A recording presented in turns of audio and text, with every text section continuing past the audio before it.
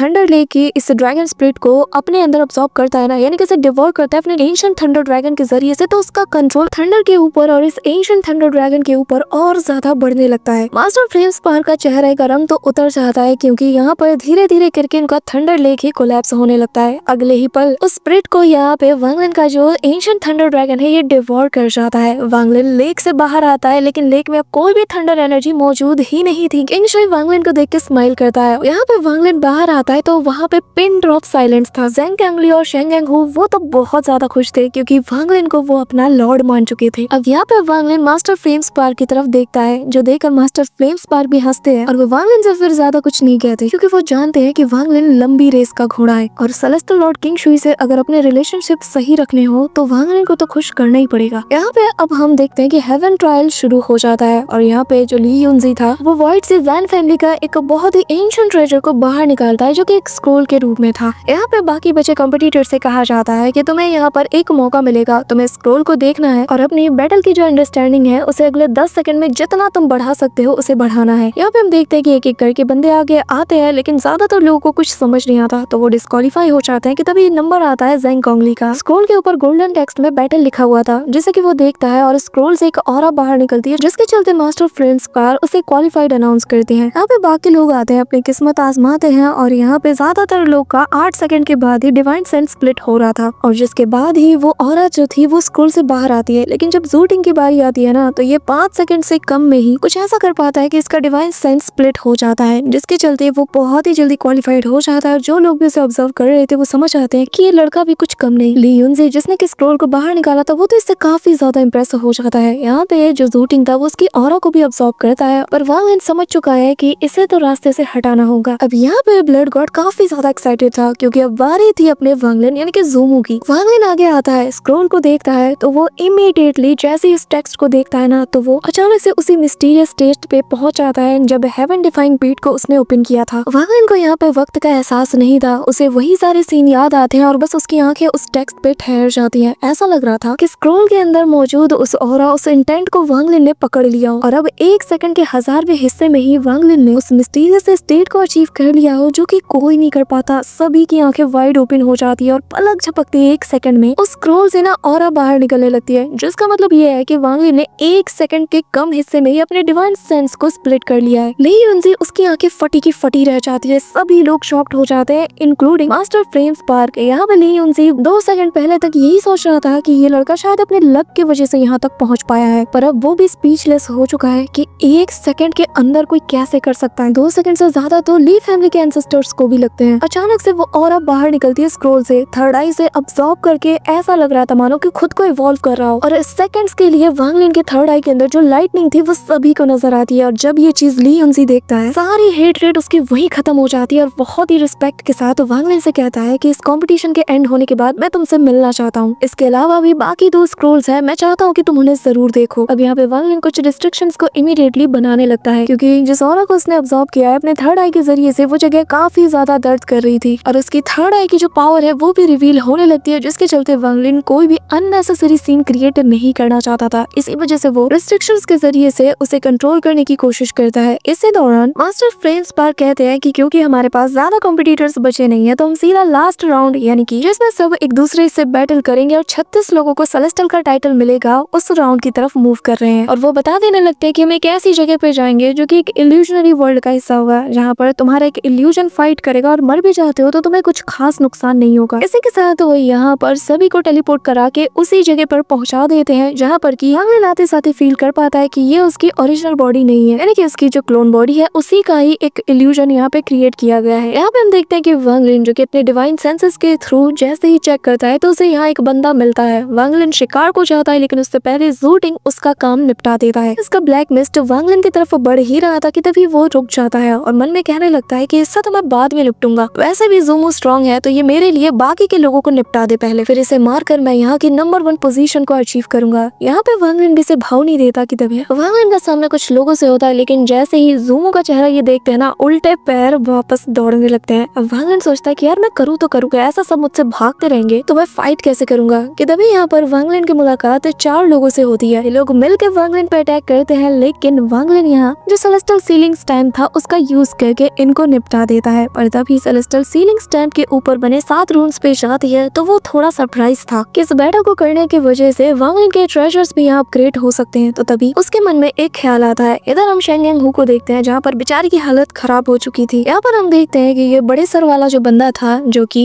बहुत ही ज्यादा पावरफुल खुद को समझ रहा था, वो यहाँ पे शेंग यांग हू के ऊपर डोमिनेट कर रहा था और यहाँ पे उसकी एक गोल्डन एंड सीधा शेंग यांग हू को मारने के लिए दौड़ती है। पर तभी शेंग यांग हू को कुछ फील होता है। वांग लिन पीछे से उसके सामने अपीयर होता है और सिंगल हेवनली चॉप अटैक से ही उसके एंड को डिस्ट्रॉय कर देता है। अब ये देखते साथ ही वो बंदा उल्टे पैर दौड़ता है, लेकिन वांग लिन कहाँ जाने देने वाला था। ये बंदा पैनिक कर जाता है, हालांकि ये निर्वाणा क्लिंजर का था। यहाँ पे ये बंदा वांग लिन से कहने लगता है कि फेलो कल्टीवेटर ज़ूमो, भले ही हम दोनों फाइट कर लें और शायद आप मुझे हरा भी दे, लेकिन इससे फायदा तो सिर्फ ज़ू टिंग को होगा। लेकिन मैंने कहा ना, वांग लिन यहाँ पे अपने ट्रेजर्स को आजमाना चाहता था तो वो उसकी किसी बात बिल्कुल भी सीरियसली नहीं लेता। अब यहाँ पे ये बंदा एक स्पेल का यूज करता है जिससे आसपास से काफी सारे बीस्ट उससे अट्रैक्ट होकर वांग लिन की तरफ चार्ज होते हैं। यहाँ पे वांग लिन का ओरिजिन सोल उसकी बॉडी से बाहर निकालता है और यहाँ पे आते साथ ही अपनी सिंगल रोड से वो इतनी कड़ाके की बिजलियां गिराता है ना कि सेकंड्स में ये पूरा का पूरा जो एरिया था जहाँ पे ये ट्रायल चल रहा था वहाँ मौजूद सभी लोग स्पीचलेस हो जाते हैं। यहाँ पर हम उसी मिस्टीरियस पर्सन को देखते हैं जो कि शुरू से वांग लिन को फॉलो करता हुआ आ रहा था, यानी कि जिसके 6 फिंगर्स थी। वो भी इस पावर को देखकर मन में पैनिक करता है। यहाँ पे जिस जगह पर इन सभी की जो ओरिजिनल बॉडी थी जो कि नींद में थी, तो यहाँ वांग लिन के बॉडी से भी जैसे थंडर रिलीज हो रहा था। ये देखकर फ्लेम स्पार्क समेत सभी लोग काफी ज्यादा हैरान थे। यहाँ पर जिस लकड़ी के टुकड़े पर इनकी बॉडी पड़ी हुई थी, जैसे वो भी कोलैप्स होने के साइन देने लगती है, जिसे देखकर यहाँ पे फ्लेम स्पार्क को कुछ रिस्ट्रिक्शंस को लगाना पड़ता है ताकि ये जो हवा में फ्लोट करता हुआ लकड़ी का ये जो टुकड़ा था ये कोलैप्स ना हो। वहीं दूसरी तरफ वांग लिन ने अपनी थंडर पावर के जरिए से इस बड़े से सिर वाले बंदे को वहीं पे निपटा दिया था। यहाँ पे उस फ्लोटिंग बोर्ड के ऊपर जब इस बंदे की वो बॉडी आँख खोलती है तो ये काफी ज्यादा इंजर्ड था, लेकिन तभी से मास्टर फ्लेम स्पार्क से पता चलता है कि ये ऑलरेडी जो टॉप 108 लोग हैं उसमें शामिल हो चुका है, तो इसे राहत की सांस आती है। लेकिन वो ये समझ चुका था कि ये वो बंदा है जो कि अपनी ओरिजिनल बॉडी के साथ वहाँ पे एंटर हुआ था।